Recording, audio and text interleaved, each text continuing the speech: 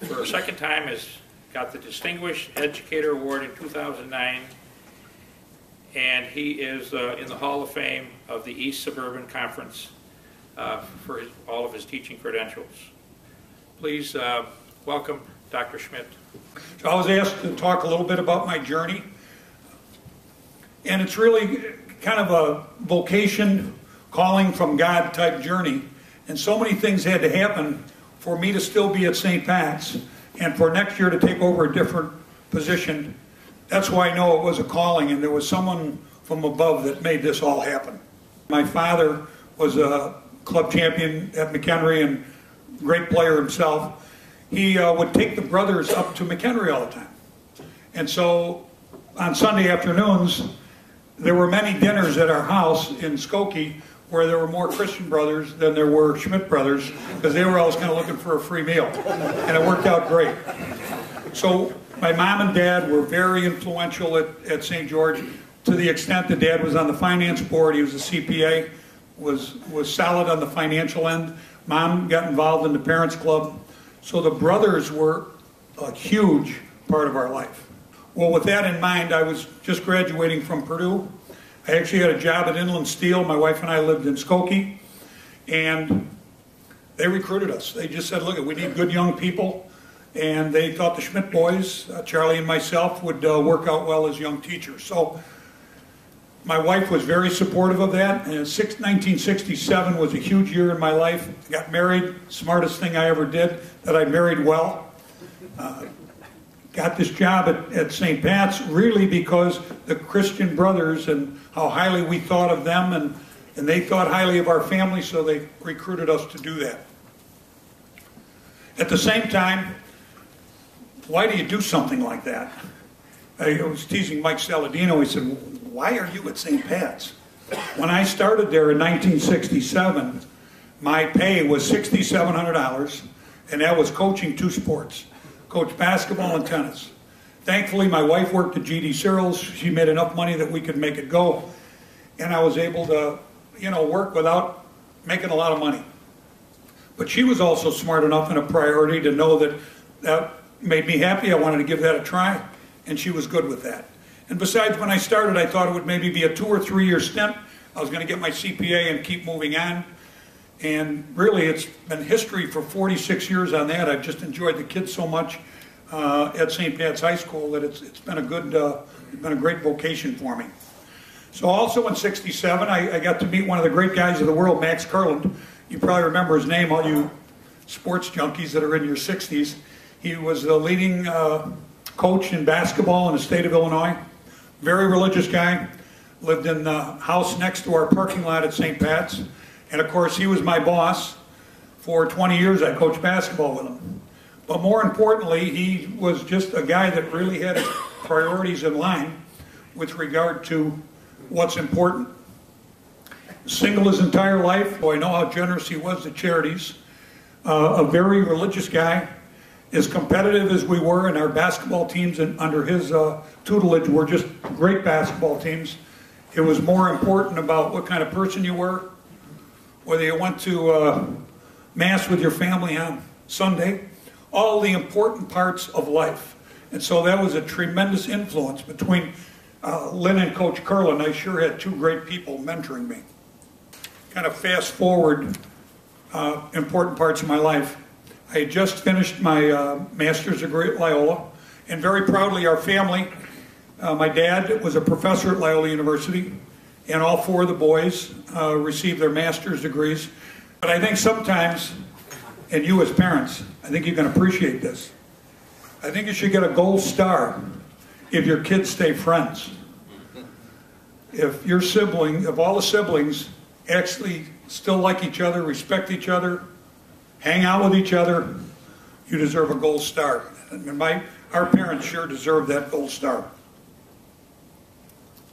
At that same time, Lynn was always pushing on school, so I started my doctorate degree. I was still coaching for another 10 years. Takes time, but I went to school once a week, one at night, took the time to do that. So getting near 1987, when all of a sudden I was thinking about, I love being dean of students. But believe me, you see the same 10% of kids when you're a dean of students all the time. And they're great kids. But I needed a change too. And I think the brothers knew that. So in 1987, the Christian Brothers, we have 5 high schools in Chicago. De La Salle, St. Joe's, Montini, Driscoll, and St. Pat's. They all mandated that we'd have a president. And the president was going to charge with developing a board, and then they'd have to hire a principal. Well, the timing was perfect. Brother Conrad, who's been my friend for 35 years at St. Pat's, was the principal. They made Brother president, and I became principal, appointed by Brother Conrad in 1987. At the same time, the brothers were pretty smart. After Vatican II, as you know, a lot of the congregations lost numbers. They made some fiscal planning to the schools that you better start segmentally look at what's going to happen when all the religious leave your schools, because your budget is going to be paying lay people. So that all happened about 1987. And again, why would that happen at that time? Well, I had just got my doctorate degree, timing was there, and it worked out very well for me at St. Pat's. So really, you fast forward that to right now, it's been 46 years I've been at the school. Back in 1967 when I married Lynn, we were together for 45 years.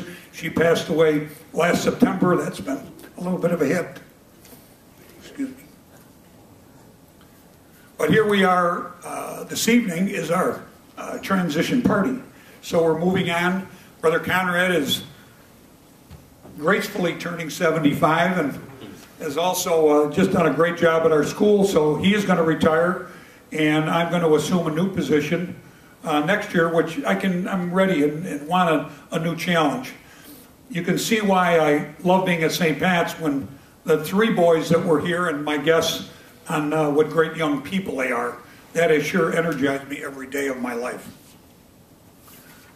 So how does God fit into this? Well, you can pick up a little bit of the conversation from the history, but I don't know if you're familiar with Kairos retreats. I'm sure our 2 rectors, John and Justin, the music was beautiful. And on these Kairos retreats, they are student-driven retreats, 4 days out of the building.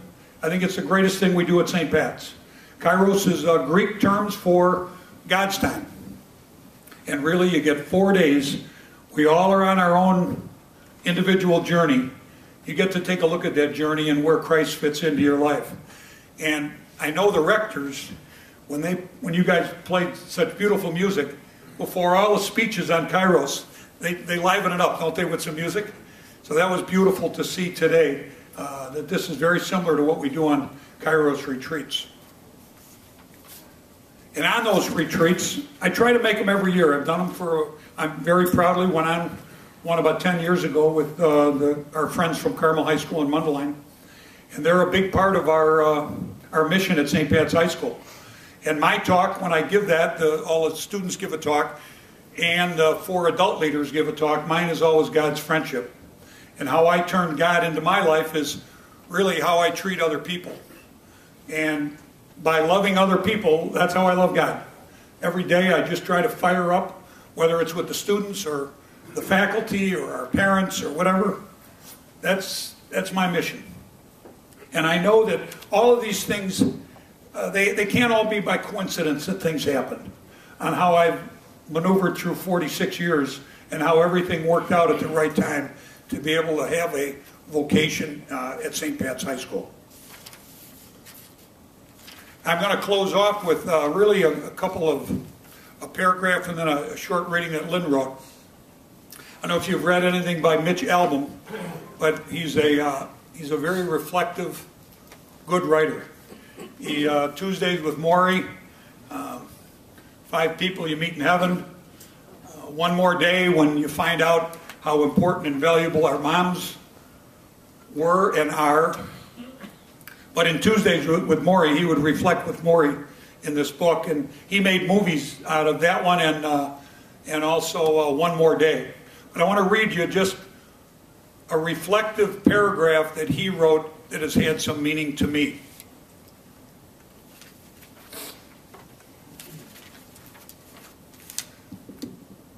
So many people walk around with a meaningless life. They seem half asleep even when they're doing busy things they think are important.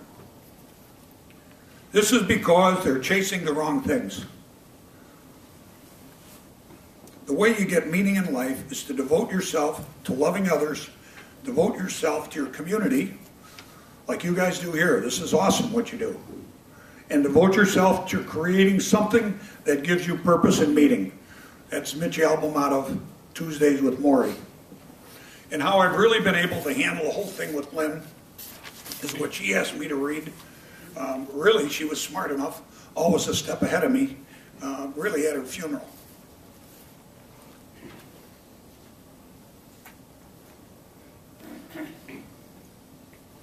All right, death is nothing at all. I have only slipped into the next room. Whatever we were to each other, we still are. Call me by my own familiar name. Speak to me in the easy way you always did. Laugh as we always laughed. Play, smile, think of me, pray for me. Let my name be the household word that it always was. Let it be spoken without effort. Life means all it ever meant. It is the same as it ever was. There is absolutely unbroken continuity. Why should I be out of your mind because I'm out of your sight? I'm but waiting for you for an interval somewhere very near. All is well. Nothing is past, nothing is lost. One brief moment and will all as it was before. Only better, infinitely happier and forever. We will all be one together with Christ. Amen. Thank you.